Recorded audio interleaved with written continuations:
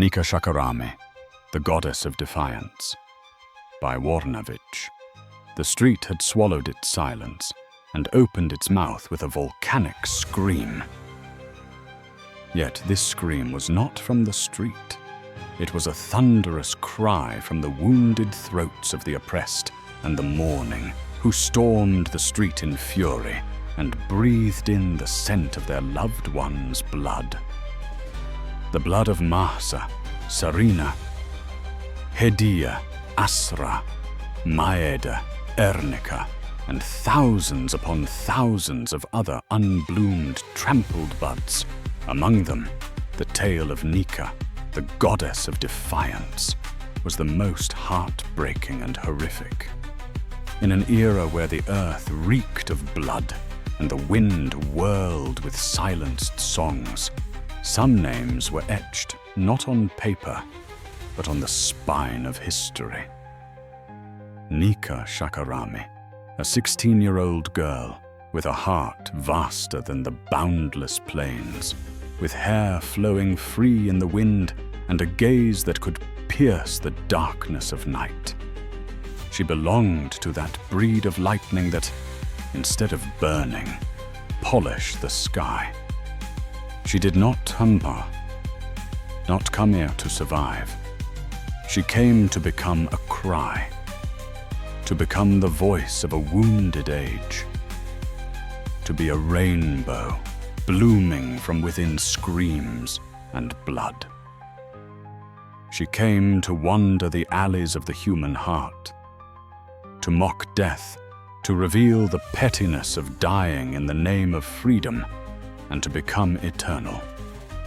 And so it was that on that cursed day, she stepped into the arena, at a time when history wept bitterly, and the sky, grey and heavy, cast its shadow over the streets, pulsing with the cries and roars of youth. The wind spun the scent of anger, excitement, and yearning through the wounds of the air. A dull, murky smoke turned the street into a suffocating stage on the verge of explosion. Nika, with her hair unbound, walked phoenix-like among the waves of storming girls and boys. Her hair, like the clear waves of unknown seas, lashed against the black rocks of theocracy. They say she had a crumpled piece of paper in the pocket of her coat, which she would open from time to time and read aloud what was written on it. I am a rainbow in the night, formed in my scream, the embrace of rain and sun. Her eyes were the mirror of a dawn yet to rise. In the streets, chants twisted in the air like songs of rebellion. The unbound hair of sun daughters and the clenched fists of light suns formed a mythical scene. The earth trembled beneath their steps. And it was then that a monster demon, turbaned and robed, of the lineage of hypocritical preachers and peddlers of religion, who had risen to power through the schemes of his infernal allies, had summoned human-faced hyenas to drag an ancient land of culture into the pit of disgrace, and its noble people into humiliation and poverty. So dire was his rule that the people, pushed to the edge, finally opened their mouths in protest, forcing the monster to bear its hellish nature and begin its reign of slaughter, sacrificing the best sons and daughters of this defenseless land over 50 infernal years. And so our phoenix appeared as a mythic presence.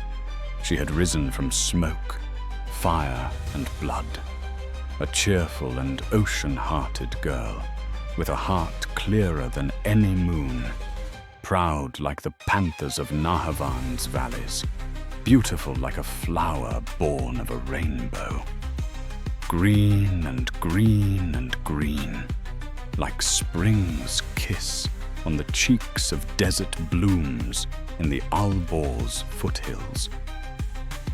fearless and thirsty for freedom from the delusions of the clerical caste, who had institutionalized their dogmas in society.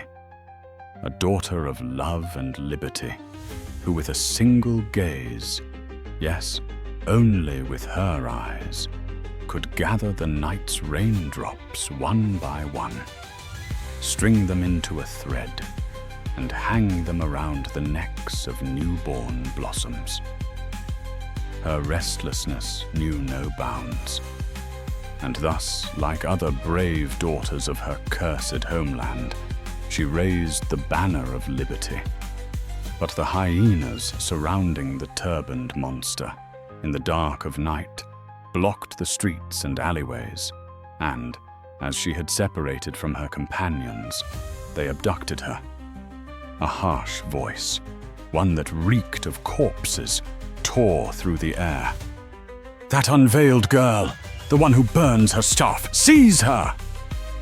Several shadows ran towards her. Nika turned to look back. She saw ashen faces, men with lifeless eyes and mouths reeking of curses. She did not hesitate. She ran. She wanted to flee.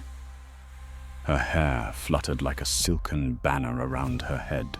But alas, it was already too late. Demonic hands rose from the dark and seized her pure arms. One shouted from afar, "Bring her into the van!" Nika screamed with fury. "Death to the criminal leader! Death to the corrupt Islamic Republic!" And she began clawing, punching, and kicking them. The wolves surrounded her. They dragged her by force into a van and slammed the iron door shut. The moments behind that closed iron door wept in sadness and bitterness. Inside the van, the air was heavy, as if it feared to breathe. Nika had been thrown onto the metal floor. A vile man, with unclean hands, violated her body. The girl screamed and kicked him away. She was no mere child. The blood of 1,000 raging tigers coursed through her veins.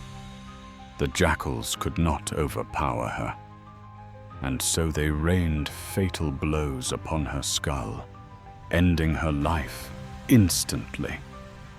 Yet they could not break her pride or her will. Then, in vile disgrace, they assaulted her lifeless body.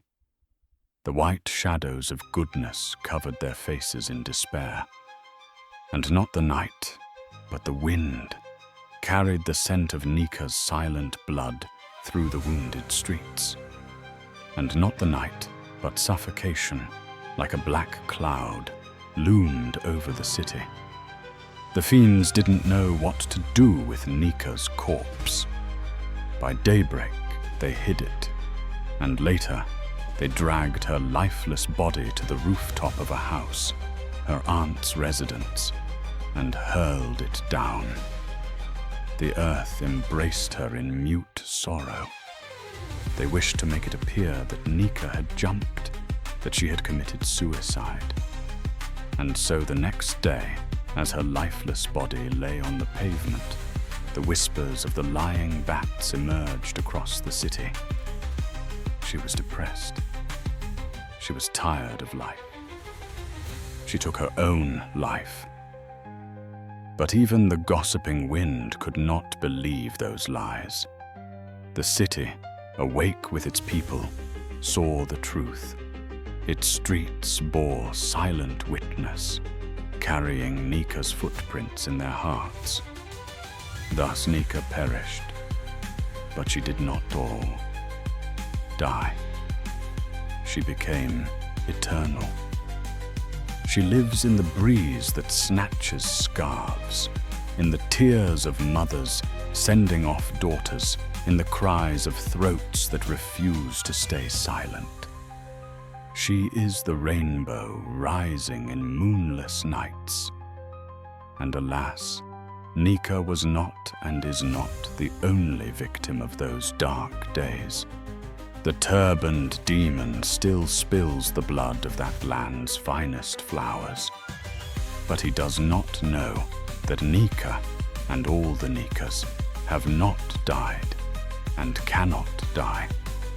At dawn they sing the anthem of freedom in the morning breeze. The freshness of their smiles perfumes every flower, and their tears water the eyes of coming springs. Now, every time the wind blows, a name whispers through the air. Nika. Nika. Nika. But will the fiends hear it?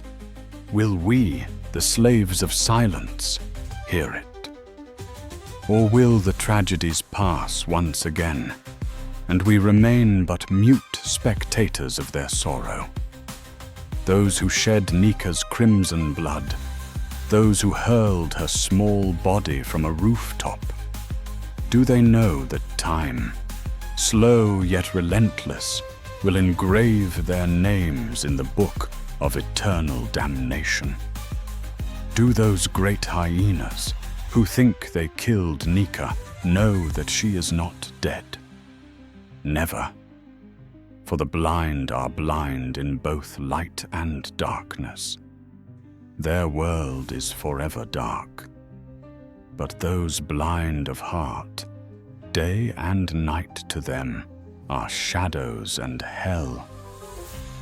They will never know that the prophets of freedom do not die, nor will they ever understand that those messengers, like pure doves who have swallowed the night's darkness, spread their wings and fly eternally toward light.